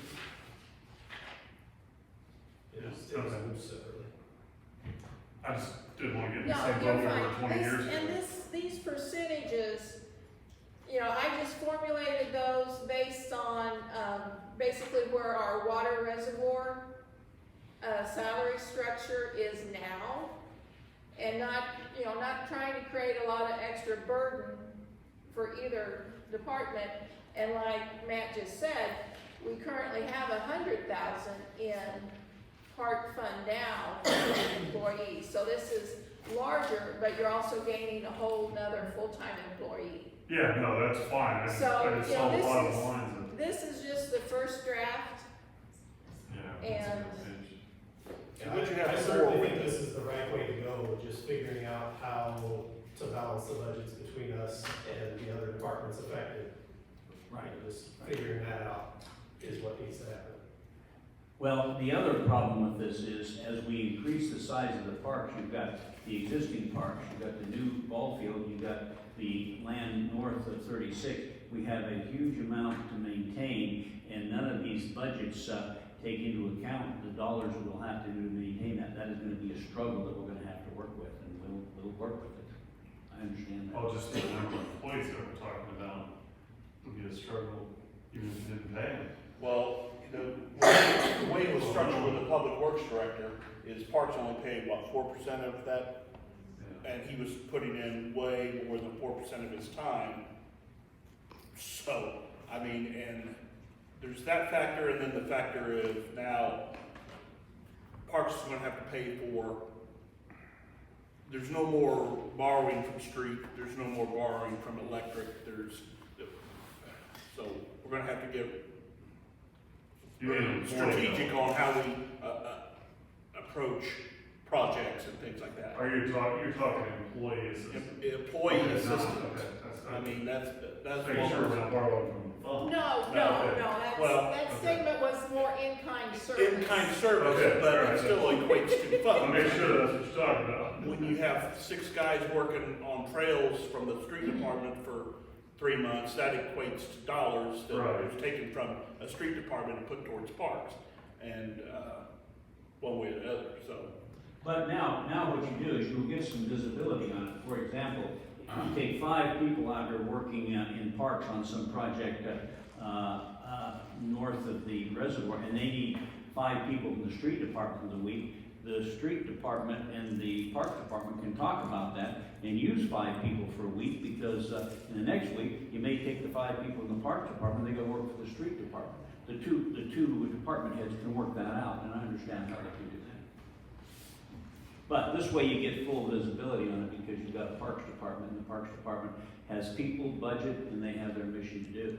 Before, we didn't have much of a street department, and that's what we're proposing to create now. So just to be sure I'm clear, this is what we've got in front of us here. This is not a final proposal that you're looking for approval. It's just, this is an initial working draft. Correct. Not a proposal, we're looking for a proposal we wanted to put in front of you so you all could talk about it. We appreciate that now, and you can sleep on it and think about it and talk about other people, and we'll bring it up again, because we'll want to get this put into place if we do this sometime here this spring, because Steve, get out and get that lawn mowed. I mean, I know we'd like to discuss it more, and I mean, I guess we meet again in end of May, but Have you got any seasonal help hired or anything yet? for the reservoir. Any seasonal help, like for I'm mowing or? I'm the current reservoir superintendent, so I am only really supposed to be spending 4% of my time on parks at this point. And I'm spending about 95% of my time on parks at this point. So there's a lot of things at the reservoir that, yeah, I need to be taken care of, but I'm working in the parks. So until we make this merge, Well, and here's what'll happen. We'll go back to the city council on this, and what the city council is gonna tell me is, what does the Parks Board think? So this is to put in front of you, so you can think about it, talk about it. We'll get back together with you again. We may have to have a special meeting after you decide what you wanna do, and we can, see if we wanna put this or some alternate in place, and just let us know what you think. And please bear in mind,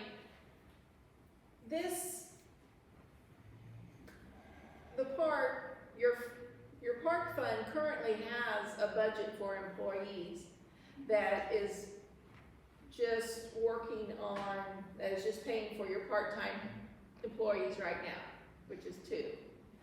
And so your park budget is only paying a small amount of Mr. Gar's wages at this point in time. So for this growing season, this rest of this fiscal year, the park board has funds already budgeted to go ahead and hire additional help for this year. That's And what I was kind of asking. Yeah, I think we gave approval to do that, correct? To hire seasonal employees already. Has there been any seasonal help hired? Mitch Colson is hired, he's working, and he's gonna work this summer, so there's one of your seasonals. And then you're full-time, Lanny Wake is your full-time, part-time, and he's really the only one that's working on a daily basis. I have Mitch Colson working weekends now until school's out, he's a teacher. We have just a couple applications, but they're school kids, so they won't really be able to start until summer, so. I'm getting to the point where I'm starting to stress because I know Lanny needs help. I'm in City Hall a lot more than I anticipated, well, than I would have been if I was just reservoir superintendent. I do think this is gonna be merging the two creates parks and more of a recreation park for the whole city versus separating it north of 36 and south. The past park board didn't want the reservoirs just dumped in their lap like to fund and maintain because there wasn't any funding coming from any other department. Now that has changed. Water department is going to fund a pretty fair amount of both salaries and equipment. I mean, And the fact there is the area that we're talking about above the reservoirs, the city-owned upland ground, is essentially that source water protection. That is our drinking water. So right. I mean, that's the reason for water fund. It's a good move moving forward. We're just gonna have to figure out how to make it funded from both water, from utilities and parks to make it work. And, you know, we definitely are gonna have to look at, once the new park is constructed, how we're gonna operate that. And that could be a revenue stream for us if we're smart with how we do it. But we're still gonna need more manpower to operate that as well. I just know right now I'm supposed to be more focused on reservoir because that is who's paying the vast majority of my salary, and it's hard for me to get out and do the things I need to do outside of City Hall because I'm doing a whole lot of park stuff that. It always is that way. Whenever we start working on the parks, it takes a lot of people's time to work on parks. We don't have a parks department. So really what this does is it puts a park department in place for people who are working for the park to do park work. And the other aspect, like Steve outlined, we need to get this pushed through so he can expand the staff and take care of things. The other thing that I look at is we need to finalize this so that we know how much of our remaining half-cent money needs to be held back to finance these salaries long-term versus. Yes, we did. This fiscal year. Well, even looking long-term with the money still unallocated in our half-cent in the new park and pool budget, we can set that aside and fund these positions indefinitely. So I want to know how much of that do we need to set aside versus are there a few more items we can check off our wish list as we get these projects finished? Which I still have a list that I want to see checked off. So that's my motivation for pushing for this sooner rather than later, is having clarity on. Keep in mind with wish lists, if we build a great park and we don't have staff to maintain it adequately, how's that gonna look in 5 years? I mean, if we don't have the people there to maintain it, that have the know-how to do these things, and it's gonna be a black eye for the parks if we build a great complex and we don't have the manpower to maintain it. We absolutely need to make sure that we do that. Right, so, just saying. Okay, well, So we need say we decided to go with this format, council will need to approve it anyway, right? not really. What happens is, right now, it's just taking the people we've got and moving them around. It doesn't take a council action to do that. We can do that internally. We'll let the council know, certainly, and we'll do that at the finance committee meeting, because what will happen is these positions are funded where they are for this year. But next year, when we do the budget in October, we'll want to then put these things in the right department. So they're funded for the rest of this season. We can just move the people around by telling who works for who. If that works for you, it works for us. And then we will finalize this with the city council when we do the budget. But in the short term, that only works if we just shuffle people as opposed to hire externally? Yes, that's really the case. And so I tell you, we don't need to make more of this than it is, because it's not really much of a change. It's just me telling employees who they answer to, if that works for you. I was gonna say, if we automatically move, Steve goes to the park superintendent, yeah, then the parks maintenance coordinator. There's someone You would who also- is interested. I was Yeah, gonna say, we'll advertise it someone- internally. It'll be advertised in-house, but we know there's at least one person that's qualified that has shown interest since I moved out of parks originally to Reservoir. We can make that happen pretty quickly. Right, and so So And what if that happens? person's not landing weight, because he's already there in a position Right, to so without, handle it, so then we still, all we do is hire 2 more seasonal employees and we're taking care of it. Right. yeah, and what will happen is we would advertise for that position internally. We usually advertise for 5 days. We have people that will take that position, and then what that means, they would come from another department, and that department then would have to hire somebody, and personnel does that frequently. Let's go ahead and go with it, because Yeah, if dragging our feet, it's And not if there's gonna- something that we need to change going into the next fiscal year, Right. a tweak or however that needs to look, then we can make those changes for the next budget. Departments crunch the numbers, so we don't have to worry about that. Yeah, just gonna make sure it's. She did, yeah. Yeah, I certainly think this is the right direction to go. I just wanna make sure that we're not volunteering for, in 2 years, we have to make a decision between finishing another ball field and expanding the reservoir trail. Well, you don't know, you may have those hard decisions to make and find out where the money comes from. What I suggest we cross that bridge when we come to it, and I would recommend here for now that what happens is you go ahead and think about this, talk among yourselves, and maybe what we can do is have a special meeting next week, and you tell us what you wanna do, and we can put that into place very quickly. So this, you said that this is an initial proposal. How much more development do you expect on this before it's ready for a final proposal stage? Or if we say that we don't have objections as is, does it become a final proposal at that point? Yeah, the staff has done its work on this, and this would be our proposal. We just want to see any modifications or changes you want. If you were to say, looks good to us, okay, I'll go back to city council, talk to them about it, and I don't think it will be a problem. It takes no action on their part to do this, because we're not hiring any new people that we aren't budgeted for, we're not creating new money that hasn't already been approved. And I agree with Steve that we need to make adjustments, we do it before the budget's next fiscal year, which would be in September.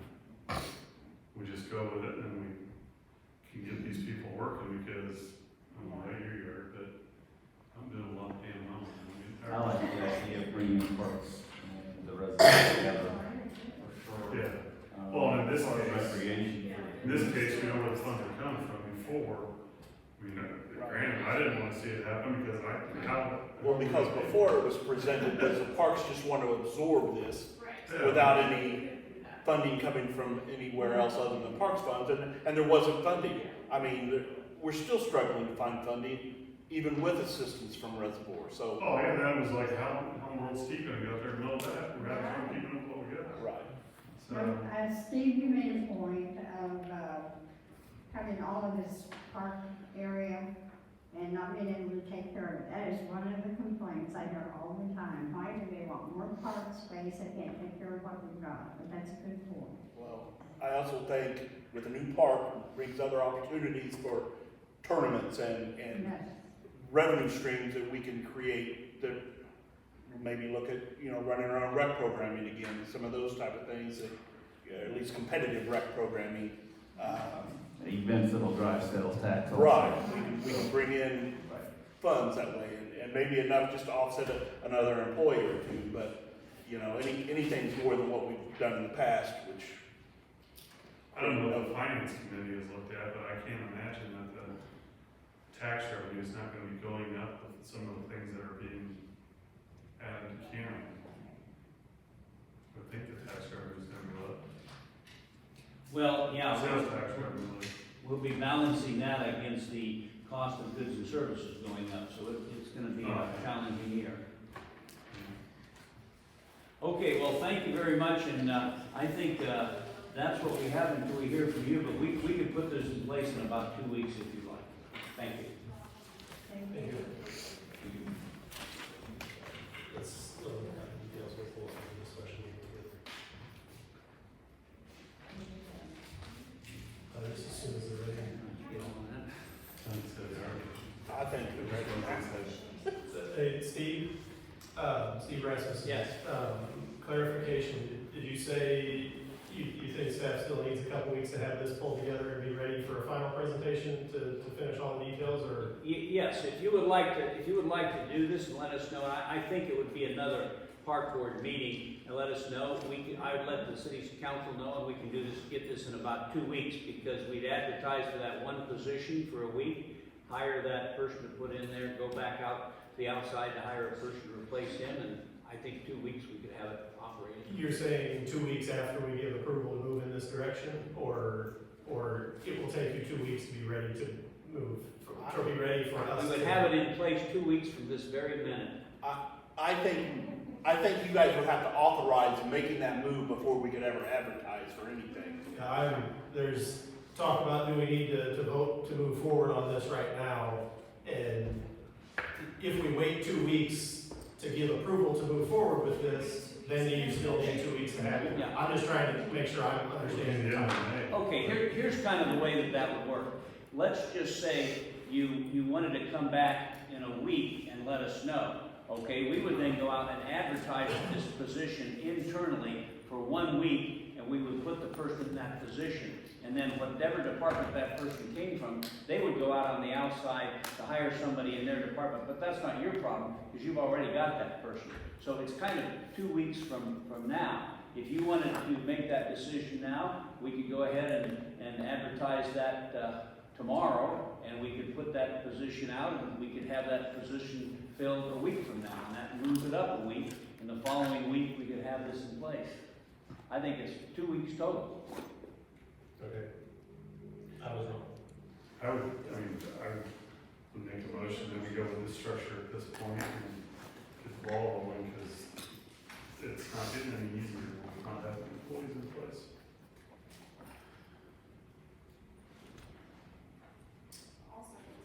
We got a motion and a second to move forward with this structure. Any additional discussion? Chris, we're not saying much down there. If they call Edward Jones tomorrow to complain about sending them in. Get a cell phone number for you. Any further discussion? All those in forward with directing staff to move forward with this arrangement, please say aye. Any opposed? Please move forward with this arrangement. Thank you very much, and we'll present it to the city council at the finance committee we're having on the 9th. Thank you. Thank you. All right, board and business. Park board, internal renewals. We have 3 that are expiring this year: Chris Wilkinson, Crystal Youngs, and Robbie Peterson. All 3 have committed to another 3 years of fun with the parks. But we need to have a recommendation to go to city council at the next meeting, so. I would recommend we submit all 3 names to the next council meeting for reappointment. Yeah, we need to We go. have a motion and a second. Any discussion from the left half of the podium? People whose names are not on the monitor currently. Can we make this vote? Are they allowed to vote on this? Yes, I Okay. think so. We need to have a quorum. If not, if we don't have a quorum to make this vote. Okay. Chris, you vote on Crystal, and Crystal, you vote on Chris. We need 9 members. That's what we did. Okay, we've got a motion and a second. All those in favor, please say aye. Any opposed? Did anybody abstain? No. Okay, 6-0. So we will take that to the next council meeting for a appointment from the mayor. All right, miscellany. I just had one thing to bring up as a pretty cool thing. Working through getting little kids softball, baseball schedules done. Our local league rep told me that the regional little league rep has already asked about progress on our new park and inquired about possibility for next year's regional and state little league tournaments being held. So it's just an inquiry at this point. There is nothing at all formal, but there is interest. So they are talking about the president. Yeah. as soon as we can get some dates and, I mean, if it's in the spring. Yeah, it'll be next spring, but, yeah, I passed along that yes, we would be interested in hosting and have them reach out when they're ready to get something scheduled. Awesome. So, that's a good thing. Steve, will we hear more about this walkthrough at the pool on the 16th, or just show up? Just show up. Just maybe be aware, hopefully they'll take a little break from the construction during that time, but knowing Dan, they maybe not, so. Will they provide hard hats? I'll find out. They said they've been working late. Yeah, they're crazy, Danny says they never leave and never stop, and I'm yet to see them stop. I've been over at track meets at 9 in the evening, and they're still. Are you gonna run full weather? Put the lights out. On Sundays and everything. They're pretty impressive. You take them out to the park. Any other miscellaneous items? All right, now we'll move on to our function as the tree board, required once a year as maintaining Tree City USA certification, that we have a tree board that meets at least once a year. Steve, take it away. Okay, we need these are the 3 topics for tonight: purchasing procedures, ash tree treatment, and just a small bit on Arbor Day. Matt, did you want to speak on purchasing Yeah. procedures, what you'd like to? I'll dive into all of that. So I've worked with the city laying out street tree plantings a few times, and it's not uncommon that the trees that we end up getting are not necessarily the species that we ordered, or that the quality of the tree is not necessarily what I would really like to see for a tree that we're purchasing. So I've suggested that the tree board make a recommendation to council that it become standard procedure for somebody to go to the nursery and pick out trees directly, as opposed to just giving them a list and you take what shows up on the doorstep. Which I did that for, I went out and on my own picked out a couple trees, picked out this year's Arbor Day tree, and another one at the same time. So it's, moving back a few years ago, I was part of a field day with the City of St. Louis Forestry Department. And before they started doing this themselves, they were rejecting over half of the trees that showed up for delivery.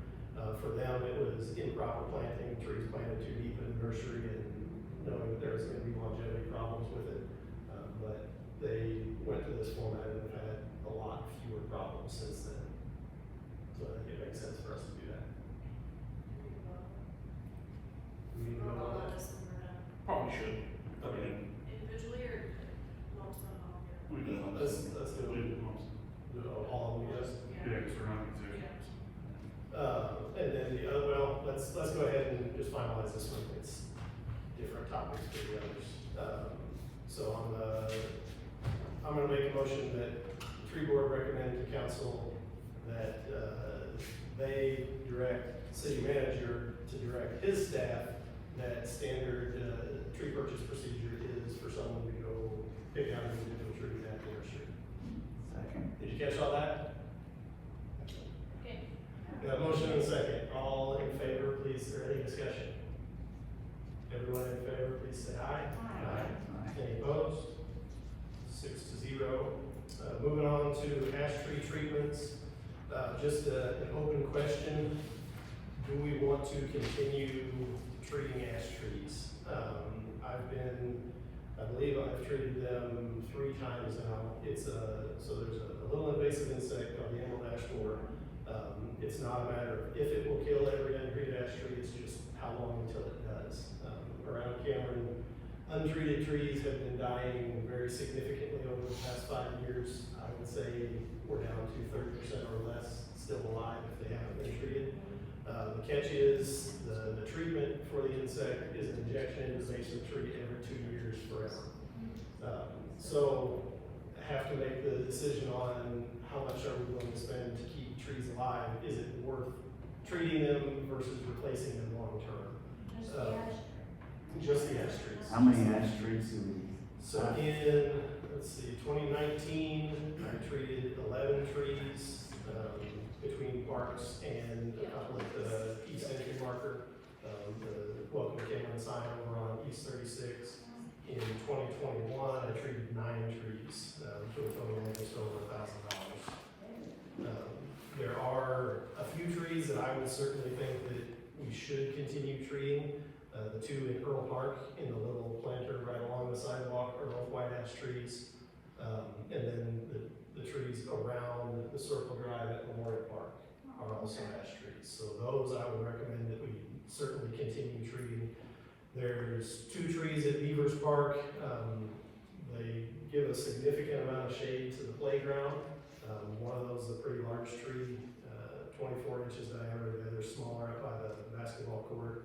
I think that we could likely do away with the east entry marker treatments, but those are the least expensive. Those are $65 a piece. So just general thoughts on, do we want to just continue with the status quo? There have been some trees we dropped out of the treatment. Let's see, there's an ash tree at the east end of the planter strip next to the pool parking lot. So in between the pool parking lot and the road, the ash tree on the east end of that, we've stopped treating with the expectation when it dies, we'll remove it. Last year, Drew asked me to not treat there's another big ash in between the pool and the closest shelter. What's that shelter right there in the southeast? Shelter 4. Shelter 4. There's a big ash there with the expectation that with the new pool, we may try to expand the parking lot and remove that tree anyway, so it's probably not worth, and that was one of the larger ones also. So what other cities have done, Kansas City lost in the hundreds of thousands of trees from the ash borer. They started a program planting replacements and slowly phasing out removals as opposed to just not treating them and having 100,000 trees die at once. So we could do something like that. We could just continue indefinitely treating them. Do we just leave it to staff to make that decision as needed? We needed topics for the tree board. Well, it costs almost as much if you have to replace it, wouldn't it? Yeah. And the question is $1,000 every 2 years versus cost of removal plus cost of replacement. And yeah, there are certain trees that, like I said, the couple that I mentioned at Earl Park and the ones at Memorial Park, I think having those nice established trees are worth the expense of maintaining them, where some of the others maybe not. I think $500 a year is worth just keep treating them. No, not even better. The ones you recommend treating, Correct. yes. Yeah, now we're gonna be expanding or doing something, obviously we don't want Right. funds. Spend that money on that. And Are we that's- still thinking about expanding the parking lot? Not to my knowledge, no. And that's, Cause that's a pretty big tree, isn't it? yeah, and that one's, Zero park. that one's behind the row. There's a row of silver maples right along the edge of the park, and this one's behind that row. So it would be a pretty significant expansion to take that tree out, if it got there. But we didn't treat that last year, so. Can you restart though? You can, it's just any damage, the way the insect kills the tree, it's a physical damage. It kills by chewing and cutting off nutrient supplies, so any chewing that happened between last year and this year is damage done that can't be fixed. Do we know we don't know if the tree has it? No. It doesn't have, we don't even show some. Yeah, I mean, I'd have to, before, by the time the first treatments in Cameron happened, the insect was already here. And I don't remember what year it was that I found it, I think it might have been 2017. Sounds like it'd be a call. Yeah. I think this next step is cool. Okay, so that's all within budgetary and direction authority of Steve's current position, so I don't think we need action on that. Would you agree? Continue on with the Yeah. treatment. Yeah. Do we want to exclude that one, or do we want to go ahead and treat that one, where the questionable one in Rec Park there that wasn't, I mean, My professional advice would be, let's wait for it to leaf out and let me take a look at it and see if it's you showing just make signs. your determination if it, Yeah, I can follow up with you at that point. okay. All right, last thing on the tree board agenda is just an update on, the Arbor Day events with Parkview. We were supposed to have the kindergarten, the Parkview tomorrow. That's been canceled, rescheduled. Did you get that? No? No, I did not. May fifth. Rescheduled for, May 5th. has it been officially Yes, rescheduled? I need to email them back that's what it's gonna be. That was, that open, so. With We'll the, confirm that date with you, but May 5th is the rescheduled date tomorrow for weather. Last Friday, we had intermediate school come out and take a look at their trees. I talked to them about trees in general. My favorite question was, why is the dragon Cameron's logo when dragons used to kill trees? That was my, I had to tell them, I said, that's a good question, you should ask your So, Are you gonna have margaritas out there? All right. well, Steve, do you have anything else on trees in general? I do not. Then that would conclude our tree board meeting.